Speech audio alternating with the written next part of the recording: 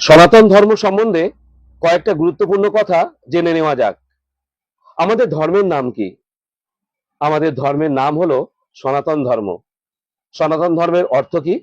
সনাতন ধর্মের অর্থ হলো চিরন্তন সত্য, যেটা অনন্ত অসীম কাল ধরে এই পৃথিবীতে বর্তমান রয়েছে, যার আদি নেই, যার অন্ত নেই, যেটা অনন্ত অসীম, যেটা চিরকালীন, শাশ্বতকালীন। তাই হলো সনাতন ধর্ম।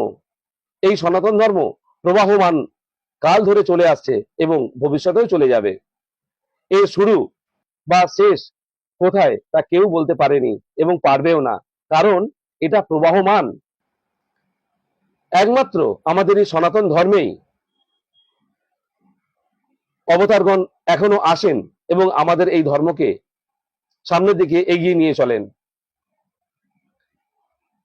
এই ধর্মই একমাত্র ধর্ম যেখানে কোনো নির্দিষ্ট বই বা নির্দিষ্ট চিন্তাধারার উপর আশ্রয় করে আমাদের এই ধর্ম নয়। এটা প্রবাহমান। এটা প্রবাহমান অর্থাৎ এটা ভবিষ্যতে এগিয়ে যাবে। এই ধর্মে অবতারগণ যেমন অতীতে এসেছেন এবং আজ থেকে 100-200 বছর আগেও এসেছেন, আবার কিছুদিন পরেও আসবেন। এটাই সনাতন ধর্মের ঐশ্বর্য, এটাই সনাতন ধর্মের বিশেষত্ব, এটাই সনাতন